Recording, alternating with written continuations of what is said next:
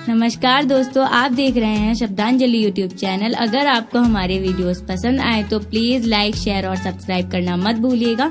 Subscribe करने के बाद बेल आइकन पर क्लिक जरूर करें। धन्यवाद। सुप्रभात प्रिय विद्यार्थियों, आज एक बार फिर आप सभी का स्वागत है। आज हम चर्चा करेंगे कक्षा 9वीं के विद्यार्थियों के पाठ्यक्रम में निर्धारित क्षितिज काव्यखंड से अवतरित कविता ग्रामश्री की। प्यारे बच्चों, यह कविता पंडित सुमित्रानंदन पंत जी द्वारा रची गई है और सुमित्रानंदन पंत जी हमारे इस उत्तराखंड प्रदेश के सुरम्य अंचल में स्थित पर्वतीय प्रदेश के सुरम्य भूभाग में स्थित जो अल्मोड़ा जनपद है, उस जनपद के कौसानी गांव में आपका जन्म हुआ था। और इस ग्रामीण भूभाग से निकल करके, इस पर्वतीय श्रृंखलाओं से निकल करके अपनी कविताओं के माध्यम से, अपने प्रकृति प्रेम के माध्यम से, अपने अद्भुत और कलात्मक शिल्प विधान के माध्यम से जो समाज में, सारे विश्व में एक छवि आपने अपनी बनाई है, वह हम सब के लिए अनुकरणीय है और हम सब के लिए स्मरणीय भी है। प्यारे बच्चों, प्रकृति प्रेम एक विशिष्ट विषय रहा है कविवर पंत जी का, और हो भी क्यों ना हो प्रिय बच्चों, क्योंकि कविवर पंत जी का जन्म इस पर्वतीय भूभाग के हिमालयी श्रृंखलाओं से आच्छादित हिमालयी उपत्यकाओं में बसे हुए ग्रामीण अंचल में, जो चारों तरफ से वन भूभाग से घिरा हुआ हो, जहाँ पर सुंदर विभिन्न प्रकार की आबो हवा हो, जहाँ का एक सुरम्य सरिताएं जहाँ पर निर्झर प्रवाहित होती रही हों, और जहाँ विभिन्न पक्षियों का कूजन हो, शांत ऐसी वादियों के बीच परवरिश के कारण और यहाँ पर रहने के कारण यह रागात्मक संबंध उनका अपने आप ही बन चुका था और यह एक स्वाभाविक है। तो बचपन से ही जिस तरह से उन्होंने प्रकृति के भूभाग में ये सारी चीज़ें देखी हैं, उसकी अमिट छाप उनके हृदय पटल पर पड़ी हुई है और उसी की एक बानगी कह सकते हैं वह हम उनकी कविताओं के माध्यम से देखते हैं। जैसे कि कुछ पंक्तियां जो मुझे बेहद पसंद हैं। उन्होंने एक कविता में लिखा है कि छोड़ द्रुमों की मृदु छाया, तोड़ प्रकृति से भी माया, बाले तेरे बाल जाल में कैसे उलझा दूं लोचन, छोड़ अभी से इस जग को। तो आप देख सकते हैं इन कविताओं में प्यारे बच्चों किस तरह का एक भाव प्रकृति के प्रति कवि का प्रस्फुटित हुआ है। एक नारी सौंदर्य की जगह कहीं अधिक, इससे भी कहीं अधिक कविवर पंत जी को प्रकृति के बीच और प्रकृति का जो एक प्रेम है वह ज़्यादा भाता था।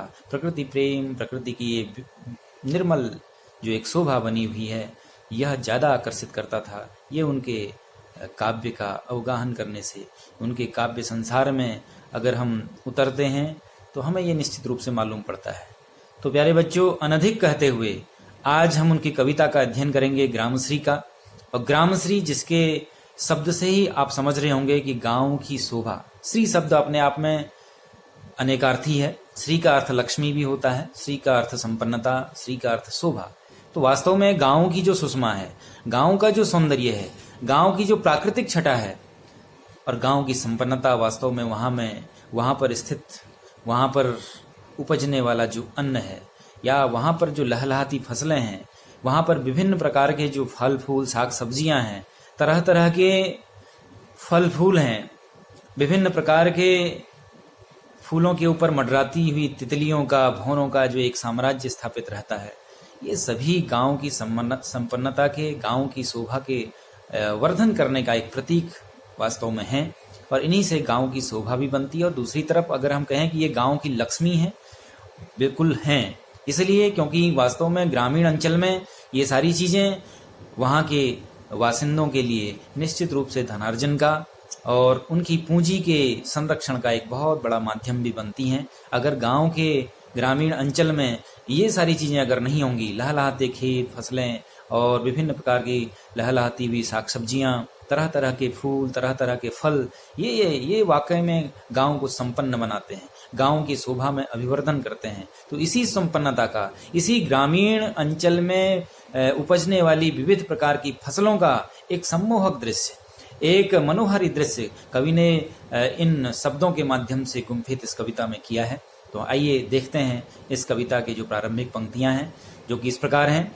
कवि क्या कहता है, देखिएगा कि फैली खेतों में दूर तलक मखमल सी कोमल हरियाली, लिपटी जिससे रवि की किरणें चांदी की सी उजली जाली, तिनकों के हरे हरे तन पर हिल हरित रुधिर है रहा झलक, श्यामल भूतल पर झुका हुआ नभ का चिर निर्मल नील फलक, रोमांचित सी लगती वसुधा आई जो गेहूं में बाली, अरहर सनई की सोने की किंकिणियां हैं शोभाशाली, उड़ती भीनी तैलाक्त गंध फूली सरसों पीली पीली, लोहरित धरा से झांक रही नीलम की कलित्ती सी नीली। तो प्यारे बच्चों, इसमें निहित भाव को समझने का प्रयास करेंगे। तो देखिए कवि क्या कहता है और कैसा अलंकारिक और कैसा एक प्रकृति का सजीव चित्रांकन इन शब्दों के माध्यम से कवि ने किया है। वास्तव में जो व्यक्ति कभी गांव को नहीं देखा होगा, ग्रामीण सुषमा का पान जिसने नहीं किया होगा, वह व्यक्ति भी इन कविता के इस भाव को, इस मर्म को समझ करके अपने आगे गांव को जीवंत होता हुआ देख सकता है। कुछ ऐसी शब्द शिल्पी कवि की है, वाकई में अपने आप में एक अप्रतिम काव्य शक्ति है। और जिस तरह से उन्होंने वर्णन किया है, देखिए क्या कहता है कवि कि फैली खेतों में दूर तलक मखमल सी कोमल हरियाली। ग्रामीण अंचल में जब आप प्रवेश करते हैं तो दूर दूर तक केवल और केवल सिर्फ और सिर्फ आपको हरितिमा ही हरितिमा, हरियाली ही हरियाली नजर आती है। और ये हरियाली कैसी होती है, इसके लिए एक सुंदर सा उपमान कवि ने प्रयुक्त किया और उपमा अलंकार का आश्रय लेते हुए कवि कहता है कि मखमल सी कोमल हरियाली। मखमल के समान कोमलता का, मसृणता का एहसास लिए, जो कोमल भावनाओं का संचार कर दे, आपको जो कोमलता का एहसास करा दे, ऐसी कुछ मखमल के समान कोमल हरियाली चारों तरफ प्रसरित है ग्रामीण अंचल के इस सुरम्य क्षेत्र में। और देखिए कवि ने सुंदर, देखिए मखमल सी कोमल हरियाली में आप देख रहे हैं लौ वर्ण की बार बार आवृत्ति होने से ये अनुप्रास अलंकार का भी यहाँ पर स्थिति बनती है। तो इसको भी आप समझें प्यारे बच्चों। देखिए कवि आगे क्या कहता है, लिपटी जिससे रवि की किरणें चांदी की सी उजली जाली। कवि कहता है कि प्रातः कालिक जो खेत खलिहानों में लहलहाती फसलें हैं, जो हरितिमा का साम्राज्य चारों तरफ फैला हुआ है, वह हरियाली अपने आप में किस तरह से प्रतीत होती है, कवि ने एक सुंदर चाक्षुष बिंब कहिए उसके लिए गढ़ा है। और कवि कहता है कि ये लगता है, एक उपमान के माध्यम से कवि ने कहा कि जैसे चांदी की सी उजली जाली।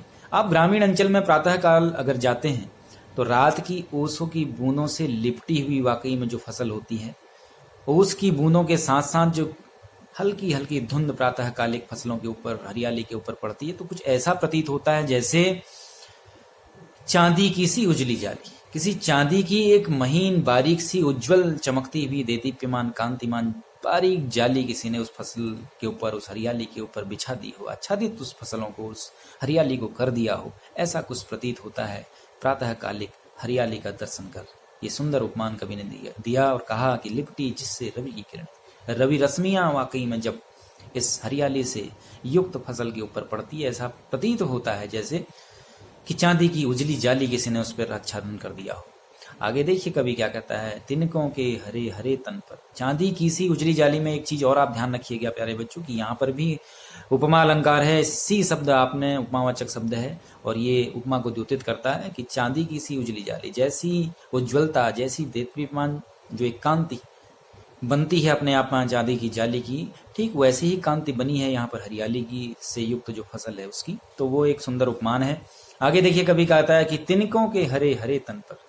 तिनकों का जो हरा हरा तन है, देखिए सुंदर मानवीकरण का आश्रय लेते हुए कवि कहता है कि तिनकों के हरे हरे, पुनरुक्ति प्रकाश अलंकार भी है। देखिए जब हम किसी शब्द पर या किसी वस्तु पर विशेष बल देना चाहते हैं, किसी का सातिशय वर्णन करना चाहते हैं, किसी चीज की अतिशयता द्योतित करने के लिए पुनरुक्ति प्रकाश अलंकार का आश्रय आधुनिक कवि गण लेते हैं। उन्हीं में वो साथ ही मानवीकरण का भी यह आधुनिक कवियों की एक देन हिंदी साहित्य को रही है। और मानवीकरण के माध्यम से कवि ने हरितिमा का या हरे भरे जो तिनके हैं उनके शरीर उनके अंदर मानवीय व्यवहार या मानवीय संवेदनाओं, मानवीय भावनाओं का समावेश करते हुए कहा कि तिनकों के हरे हरे तन पर ऐसा लगता है जैसे हिल हरित रधिर है रहा झलक, जैसे उनमें हरा खून दौड़ रहा हो।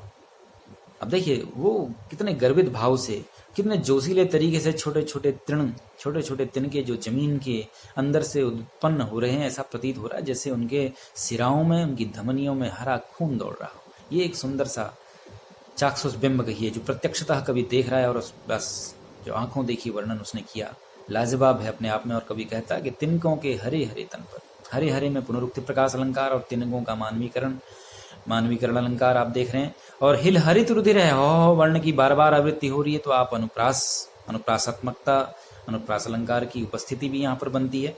आगे फिर कवि क्या कहता है देखिए, हिल हरित रुधिर, रुधिर खून को कहते हैं।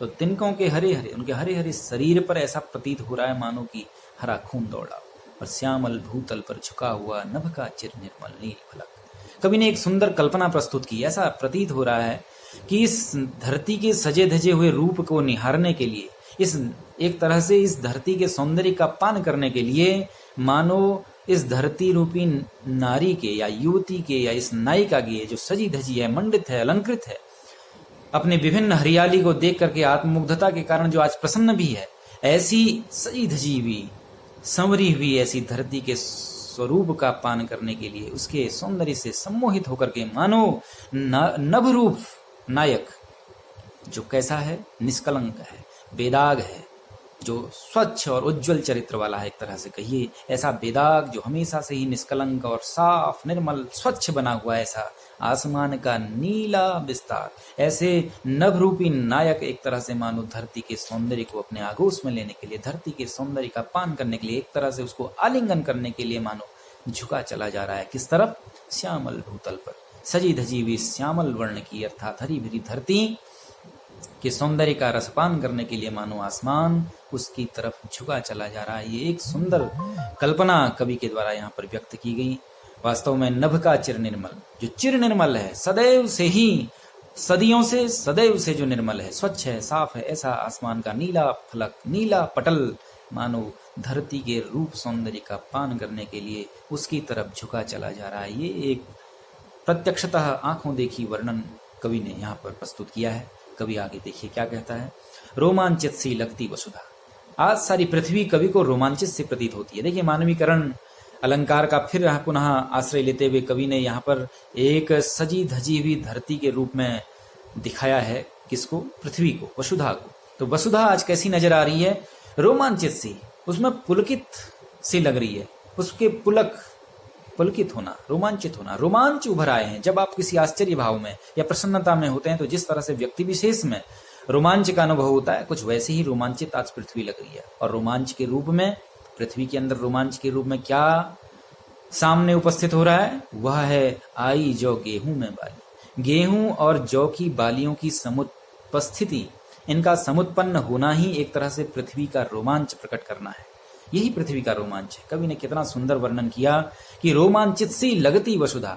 आज वसुधा रोमांचित सी लगती है, ऐसा लग रहा है जैसे उसमें रोम रोम उसका आज आत्ममुग्धता से प्रसन्न होकर करके काफी ज्यादा अपने सौंदर्य को प्रकट करते हुए वो मानो रोमांचित सी लग रही है। आई जो गेहूं में बाली, अरहर सनई की सोने की। और अरहर और सनई के जो पौध होती है, वह जब पक करके तैयार हो जाती है तो देखिए अरहर के पौध के अंदर जो फसल होती है अरहर की, उसके भी एक एक बीज बजने लगते हैं, घुंघरुओं की तरह आवाज करते हैं, ध्वनि करते हैं। तो उनकी ध्वन्यात्मकता का आश्रय लेकर के कवि कहता है कि कवि की पृथ्वी ने जैसे क्या कर लिया हो, किंकिणियां शोभाशाली, शोभा वर्धन करने वाली किंकिणी रूपी अलंकार को धारण कर लिया हो। किंकिणी करधनी को कहते हैं, मेखला को कहते हैं। तो अरहर सनई की, सन और अरहर की पौध जो फसल तैयार है, उसको देख करके कवि कहता है कि ये सजी धजी हुई नारी के रूप में चित्रित जो एक तरह से दिख रही है हमको, ऐसी यह पृथ्वी, इसने जैसे क्या कर लिया हो, मेखला का वहन कर लिया हो, कमर में करधनी पहन ली हो। यह सुंदर एक बड़ा दृश्य कवि ने उपस्थित किया। और आगे कवि कहता है कि उड़ती भीनी तैलाक्त गंध, फूली सरसों पीली पीली। और वातावरण में एक तरफ जो पक करके फसल तैयार है सरसों की, उसको देख करके देखिए कवि के भाव किस तरह से उमड़े और कवि ने कैसा उसका चित्रांकन किया शब्दों के माध्यम से। कहता है कि उड़ती भीनी तैलाक्त गंध, वातावरण में एक तरफ तैलीय गंध चारों तरफ प्रसरित हो रही है। और क्यों? तैलीय गंध तब एक तरह से हमको प्रतीत होती है जब फसल सरसों की पक करके तैयार हो जाती है। तो पीली पीली सरसों, पीली पीली में भी पुनरुक्ति प्रकाश अलंकार, तो पीली पीली पीलीमा लिए हुए फसल जो पक कर करके सरसों की तैयार है, वह अपने आप में तैलाक्त गंध वातावरण में प्रसरित कर रही है। और यही नहीं, लोहरित धरा से झांक रही है। हरी भरी धरती के बीच में कहीं एक और कौन झांक रही है? कहीं से किसकी उत्पत्ति हो रही है? नीलम की कली, तीसी नीली, अलसी की पौध, अलसी का फूल, अलसी की फसल अपने आप में जो उभर करके हरी भरी धरती के बीच में कहीं से ऐसे उस प्रस्फुटित हो रही है जैसे लग रहा है नीलम की कली हो। एक सुंदर दृश्य उपस्थित किया एक प्रतीक के माध्यम से, नीलम की कली हो, जैसे नीलम की कली के समान, अर्थात नीलम एक रत्न विशेष और जो नीलिमा लिए होता है वैसे नीला नीला फूल लेकर के अलसी का पौध जो ऊपर प्रस्फुटित होता है धरती के इस गोद से, ठीक उसी तरह से नीलम की कली के समान किसको बताया? अलसी को, तीसी को। तीसी नीली ऐसा प्रतीत हो रही है जैसे कि हरी भरी सजी हुई धरती के बीच से कहीं से क्या नाम कहते हैं, अलसी नीलम की कली के समान तीसी का आविर्भाव हो रहा है। ये एक सुंदर चाक्षुष बिंब भी कवि ने यहाँ पर रखा। आंखों देखी, अपनी आंखों से देखे हुए ग्रामीण सुषमा का एक सुंदर वर्णन कवि ने यहाँ पर किया है। और देखिए गांव की सुषमा में विभिन्न प्रकार की चीजों को किस किस तरह से कवि ने यहाँ कविता के रूप में परिभाषित किया। एक तरफ अरहर और सनई की पौध पक कर करके फसल तैयार है, तो दूसरी तरफ कहीं गेहूं और जौ की बालियां लहला रही हैं, तीसरी तरफ कहीं नीलम की कली धरती से ऐसा लग रही नीलम की कली के समान अलसी की फसल तैयार है, तो चौथी ओर कहीं पक कर करके सरसों की फसल तैयार है। यही गांव की संपन्नता, गांव की सुषमा, गांव के सौंदर्य का प्रतीक है। यह कवि ने इन भावों को यहाँ पर गुम्फित किया है। प्यारे बच्चों, यहाँ तक के भाव को मनोयोग से सावधानी से हृदयस्थ करते हुए आप इस कविता के भाव को, मर्म को समझें। पुनः अग्रिम वीडियो में आपसे मुलाकात होगी। धन्यवाद।